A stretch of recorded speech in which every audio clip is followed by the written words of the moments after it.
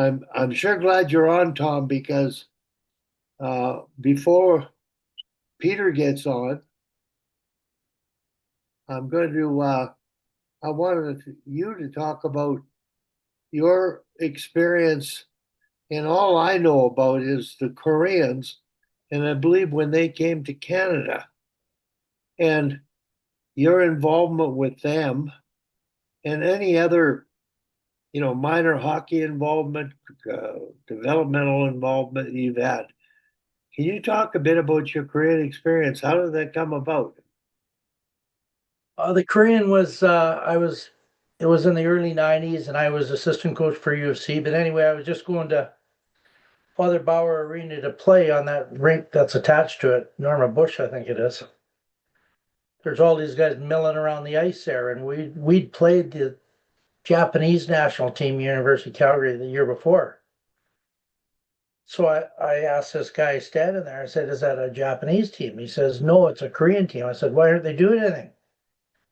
And he said, "Well, we got a coach, but he quit because nobody speaks English and he doesn't know what to do." And I said, "Who's that?" And he said the guy's name. I said, "Oh, I used to coach against him. I coached against him in Bantamweight." He says, "You're a coach?" And I said, "Yeah." So they had two-hour practices a day, 6 days a week for 4 weeks, so 96 hours on the ice. And he said, "Well, will you come and run our afternoon practice?" And I'm a teacher, so I had the summer off. So I said, "Sure." So they liked what I did. And I ended up coaching them for 8 years. And one year they brought two teams, so I'd be on the ice instead of 4 hours, 6 hours, because they'd alternate coaching one of the it was high school teams then. The first team was college, and the last year I coached was a pro team.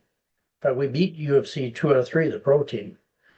And so that was kind of neat because nobody spoke English. Except the last year there was a guy from Calgary, Billy Kim, and he spoke English, but so I just used the international symbols. And for skate, shoot, I just spoke in one words, and they would listen, because if they didn't listen, they got beat. So the coach would make him lean on the boards with his hands and whack him with a stick in the rear end. If he was really mad, he'd whack him in the back of the legs. So they paid attention. And then they had a downturn in their economy, and they didn't come for a few years, and I never saw them after that. But I've also been to Norway about the same time. I did a camp there for a few weeks, and then UFC came and played. I organized a European tour for them, and we played in Norway, then Sweden, and Finland against pro teams.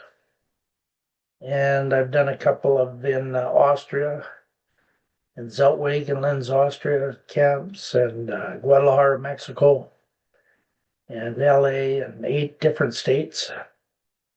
And yeah, oh yeah, the last one I did was in Czech Republic, now Czechia, about 90 miles south of Prague. And there's an ex-NHLer was a guy, and I'd go over the practice beforehand with him, and then he'd speak to them in Czech. So, I had the opportunity to, I think, 7 countries on 3 continents, in Seoul, Korea too. They brought us there too, and 7 countries and 3 continents, and I counted 8 or 9 states that have been brought down to do stuff. So you see a lot of different, attitudes and levels and stuff like that. Tom, pardon the background noise, I but can't hear it. good. I'm just going to ask you a question here. What what is it that you bring? Because so many countries, so many teams. Now, I believe they're all on the male side. You may have done some female work, but what was it that you felt worked for you that attracted your services to them? I think because I work with Johanni, and that was probably the biggest thing. Is 3 summers the Finnish Ice Hockey Federation brought me to Viramäki, and I was the head instructor at their national hockey school. and I'd have NHLers like Lume and Teppo Newman and all this kind of stuff. And I think it's because the basic way they organize everything is based on the four-game playing roles and the three situations.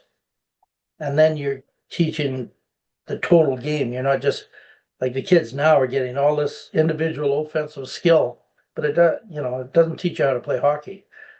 And I think because I try to teach the entire game, and then I'm one of the only guys still that uses transition games and tournaments and stuff like that.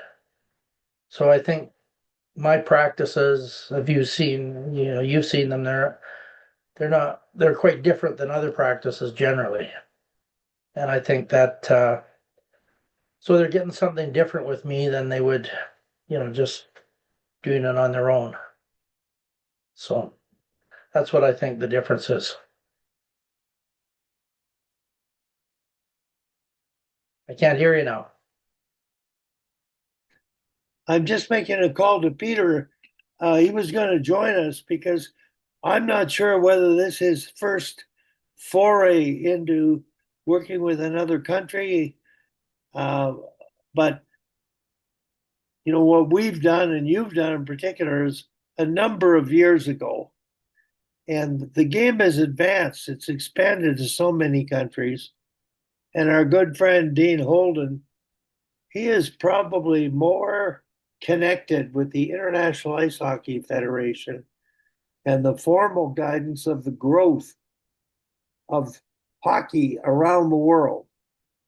And Peters, I'm not sure which South American country he's working with. You said you've been to Mexico, and I just want to ask you about Mexico because that's South American. And what do you remember about that experience and challenges that you face there?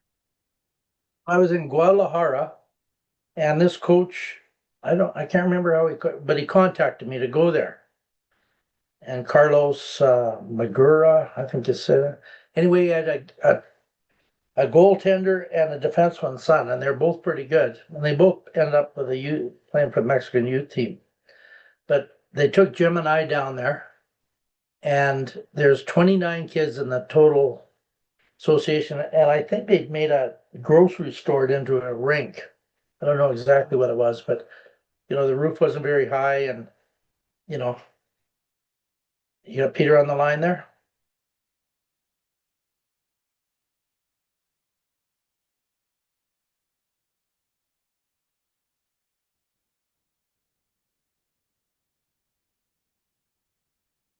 I've lost you again. Tom, you're ice in Mexico. I don't know if you remember the year, but you said it was a grocery store in I think Mexico. it was like, you know, they converted something into a rink. I don't even know if they have it anymore. But that the ceiling was about 7 feet high, maybe, and the real tall guys might have hit their head on the beams. I don't know if it was, and it was like Formula One Zamboni drive, and the guy just gunned it. And then I think he was going to go through the boards. He'd slow down, make the corner.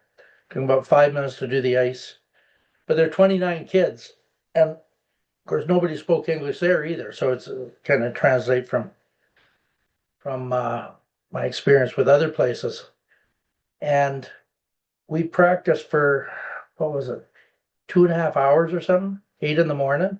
And then Carlos would take Jim and I on a tour around his province, different places and kind of like a vacation thing. And one day took us to Puerto Vallarta, and we stayed in a 5-star for a night or two. And a really interesting thing happened then is we're coming back to Guadalajara, and we stop at a orchard, banana trees and all this kind of stuff. And I'd asked him before, I said, I'm really interested because there's places the French were and the Spanish were and the places were like that. I said, I'm really interested in seeing, inside their houses and that, because it was all quite different. Like the French place there, they were cooking a pig on a spit outside. I remember that. And So, anyways, he asked these guys in the orchard, he said, do you mind? I got the coach from Canada. He'd love to see your place where you live. So they get in a 1/2 ton truck and we're following them through the jungle. And Jim says, what are we doing? We're going to get murdered. And we're going through dirt roads through the jungle. And we get to their place and there's a big open thatch roof place, and then the where they lived. But the beach was the nicest beach I've ever seen in my life. It was probably 100 yards of beach, and then they said you can walk out for I don't know how long before it's too